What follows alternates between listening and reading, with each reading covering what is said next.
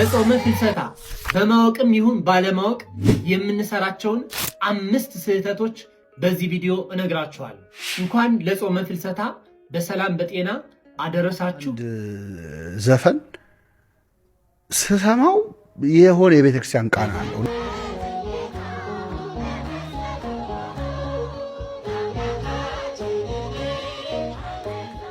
ቅድስት ሀገር ኢትዮጵያ ማነች? እስቲ ወደፊትና ወደኋላ ይህንን ሚስጥር ማወጋችሁ በአንድ ታሪክ ላይ ተመስርቼ ነው። ይህቺ ከጎኔ የቆመችው ፕሮፌሰር እነዚህንና የመሰሉ ቪዲዮዎችን አብረን እናያለን። አብራችሁን ቆዩ። አሁን የመጀመሪያውን ቪዲዮ አብረን እንመልከት።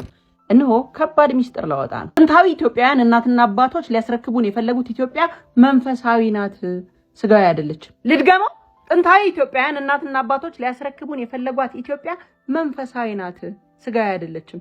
አዎ ስጋችንን የምናመቻመችበት ሳይሆን ለቅዱስ መንፈስ የተገዛ ማንነት ያለበት ሀገር ነበር ሊያወርሱን የሞከሩት። ለዛ ነው ቅድስት ኢትዮጵያ ሲሉ የሰየሟት። የሰው ልጅ ሁሉን ሊያግበሰብስ፣ ሊያጋብስ፣ ሊያካብት እንደፈቀደው እንዲሆን ሳይሆን ሁሉን የፈጠረውን የአምላክን ባህሪ በተፈጥሮ ውስጥ በመረዳት ከነፋስ፣ ከፀሐይ፣ ከዝናብ፣ ከአየር፣ ከእጽዋት፣ ከእንስሳት፣ ከፍጥረታት ተመራምረውና አጥንተው በጠልፎ መጣል ላይ ሳይሆን በህብረት ላይ የተመሰረተ ስብዕናና ፍልስፍና ያላት ሀገር። ስለ የትኛዋ ኢትዮጵያ ነው የምታወሪው እንደምትሉኝ እርግጠኛ ነኝ። ለእኛ ለከተሜዎች ለምንድን ነው ኢትዮጵያ ግራ የምታጋባን ነው?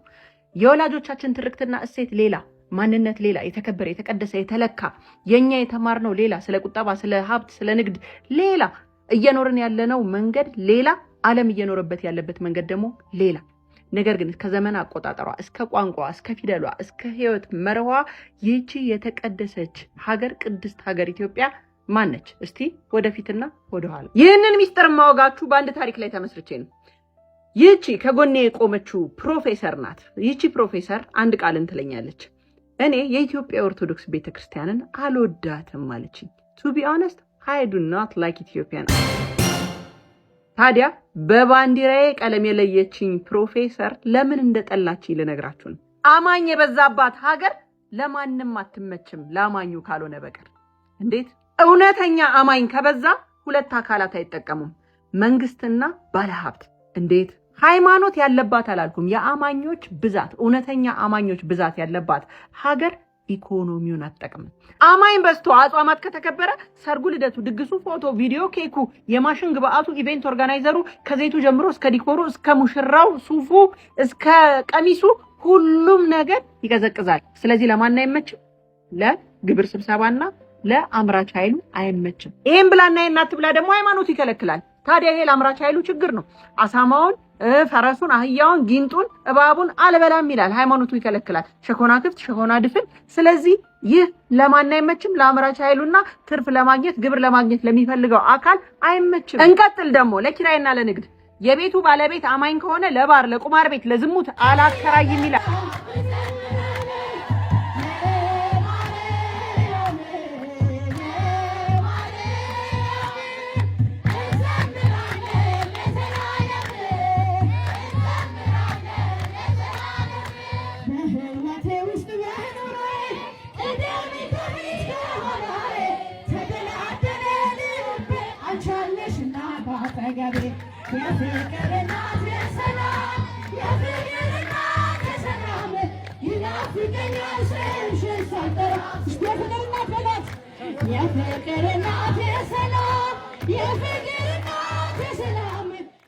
አንድ ዘፈን ስሰማው የሆነ የቤተክርስቲያን ቃና አለው እና ቆይቶ ግን ስሰማው ወረብ ነው።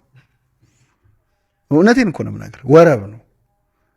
ለዛቲ ድንግል የሚል ወረብ አለ።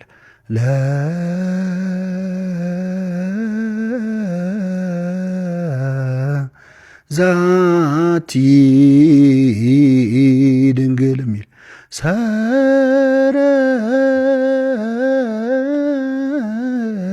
ሰረቀ። እኔ ዘፈኑን አልዘፍነውም እንዳልኩ፣ ግን በጣም ሰው ተመስሎ ያው ዲያቆን ከዘፈነ ስለሚል ማለት ነው። እና ቀጥታ ከቤተ ክርስቲያን ዜማ ወረብ፣ እንግዲህ ሰዎቹ ዜማ ስለሚያውቁ የቱ ጋር ወስደው መንከር እንዳለባቸው ስለሚያውቁ ቀጥታ ከወረብ ወስደው ዘፈን አድርገውታል።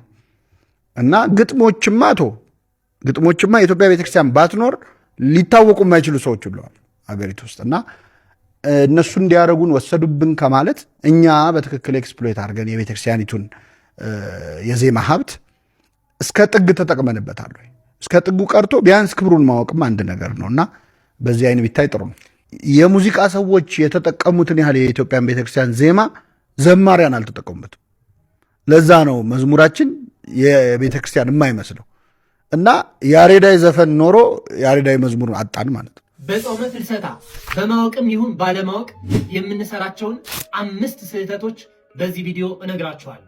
እንኳን ለጾመ ፍልሰታ በሰላም በጤና አደረሳችሁ አደረሰን።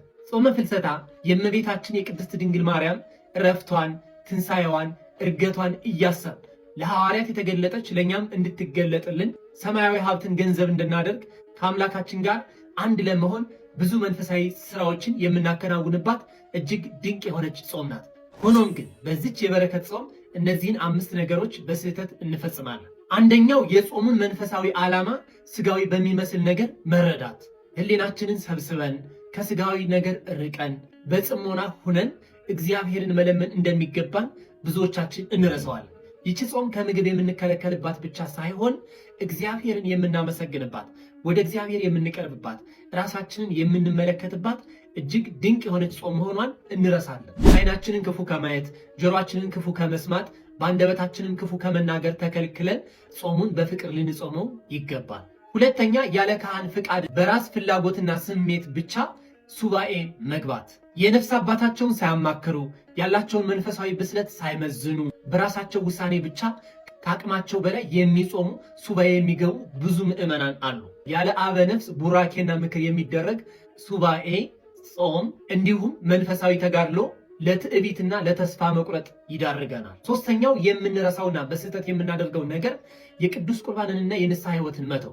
ብዙዎች ጾም ይጾማሉ፣ ቅዳሴም ያስቀድሳሉ፣ አልፎ አልፎም ሰዓታት ይሄዳሉ፣ በማሕሌት ጸሎት ላይም ይሳተፋሉ። ይህን ሁሉ አገልግሎት አድርገው ቅዱስ ቁርባንን ሳይቀበሉ ንስሐ ሳይገቡ ወደ እግዚአብሔር ሳይቀርቡ እስከ ሸክማቸው እስከ ኃጢአታቸው በቤተ ክርስቲያን ውስጥ የሚኖሩ ስፍር ቁጥር የላቸውም። በቤተ ክርስቲያን ውስጥ ባሉ አገልግሎቶች መሳተፍ እጅግ መልካም ነገር ቢሆንም ክርስቶስ ከኛ ጋር መሆኑን ከሰራነው ስራ ከበደልነው በደል መመለሳችን መጸጸታችንን ለአበነፍሳችን መናገር ወይም ንስሐ መግባት ቅዱስ ቁርባንን መቀበል ክቡራንና ክቡራት፣ ዛሬ ስንመለከተው የነበረው የፍልሰታ በዓል ከሀገር አልፎ ዓለምን የማዳረስ ኃይሉና የሕይወታችን ድንቅ ክብረ በዓል ነው። የሰላም፣ የፍቅር፣ የንጽህናና የጸሎት ማማ ነው። በዓለም ዙሪያ የሚገኙ ሚሊዮኖች የሚቆጠሩ ሰዎች ዘንድ የሚከበር ሲከበር ስንመለከት ይህ በዓል ጥንታዊና የሃይማኖት መገለጫ ብቻ ሳይሆን የሰው የመንፈስ ልዕልና የሚታይበት ታላቅ ዕለት መሆኑን እንረዳለን።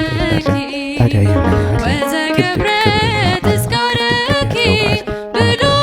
ብሔራዊ በዓል ሆኖ ሲታወጅ ምን ያህል ሐሴት የተሰማ ነበር። ዛሬ የምንለየው ወጣት ታሪክ እንደሚያስተምረን ጊዜ ስላለን የእመቤታችንና የክርስቶስን መንገድ መከተልና በረከቷን መሳተፍ ከሁሉ በላይ ቅድሚያ የሚሰጠው ጉዳይ ነው። በዓሉ የሰላም የፈውስና የበረከት ይሁንልን። ስለተከታተላችሁን ሁላችሁም ምስጋና ይገባችኋል።